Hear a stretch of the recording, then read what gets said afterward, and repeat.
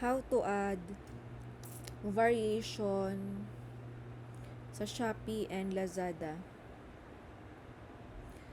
So, sa Canva Jam, hair dyes, download mo to kasi ito lang naman yung kailangan natin, pastel pink. Pero hindi ko sure sa iba kung complete. So, pag-check mo ng listing natin sa Shopee and Lazada, tingnan mo kung complete kasi dapat 1, 2, 3, 4, 5, 6, 7, 8 yan. 8 pang 8 yung pastel pink. Dito walang pastel pink. Kaya pala nasa sinasabing hindi mabenta yung pastel pink kasi wala sa variation yung pastel pink. So, download muna natin itong pastel pink sa Canva.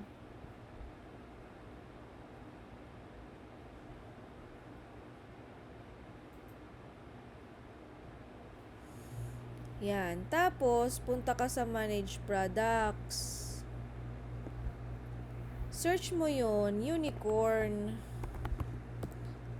Tapos, lalabas na yung ano. Kung walang unicorn, pwede mong lagay hair dye, ganyan.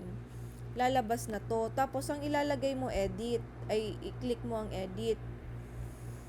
Tapos, pag edit mo,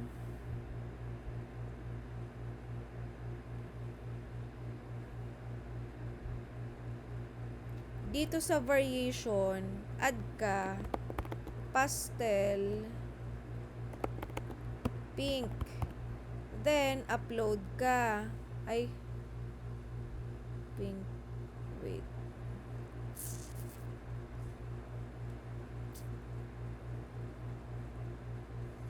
Yan.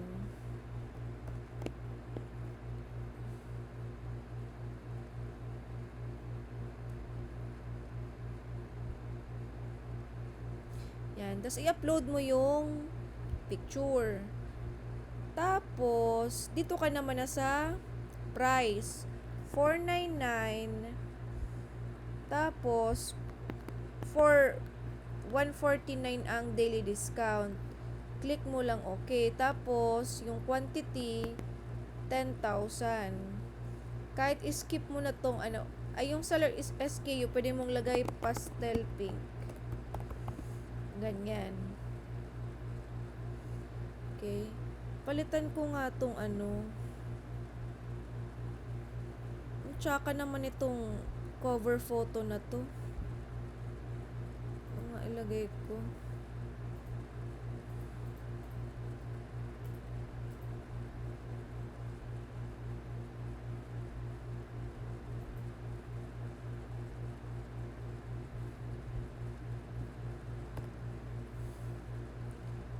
Inedit ko lang. Yan, okay na. Pag okay na yon, again, ulitin ko lang. Mag-a-add ka lang sa variation. Ayan, pastel pink. Tapos yung picture. Sunod, dito naman sa price. Lagyan mo ng price. Gayahin mo lang yun nandito. Tapos basta yung daily discount. Ito yung pinaka-importante. Ito yung price na pinakalalabas. Parang discount promotion to. Tapos, tax. Tapos, submit mo lang. So, ganun lang. So, gawin mo to sa lahat ng store sa Lazada. Paano naman sa Shopee? Sa Shopee, hanap tayo.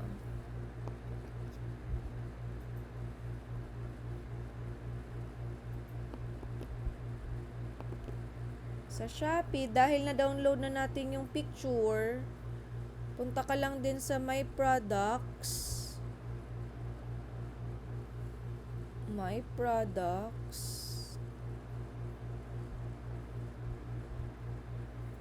Then, search mo unicorn.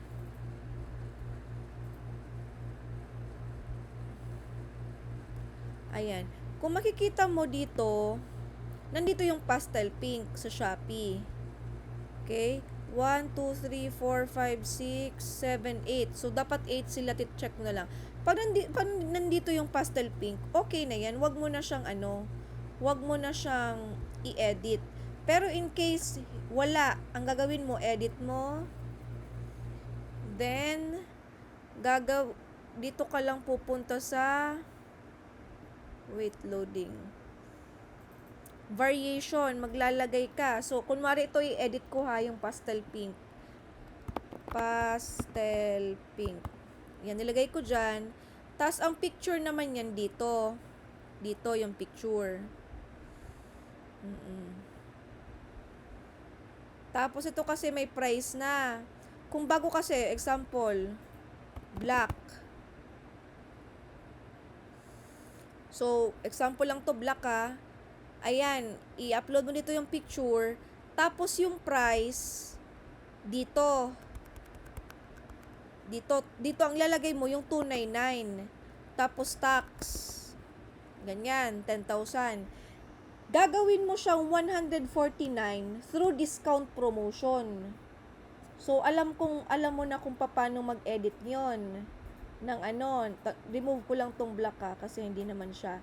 Gagawin mo siyang 149 through discount promotion. So, papakita ko lang sa'yo kung paano sa discount promotion. Punta ka sa marketing center, tapos discounts.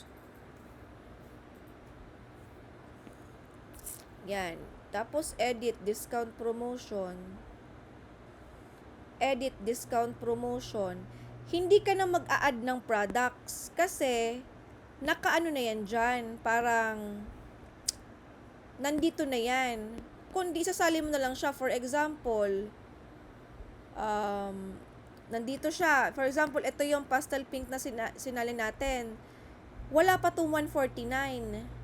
Ang gagawin mo, lalagay mo dito yung 149, tapos dapat naka-green ito, naka-green. Then, confirm mo lang. Ganun lang. So, pakigawa ito dyan sa Shopee and Lazada para mabenta naman yung pastel pink natin.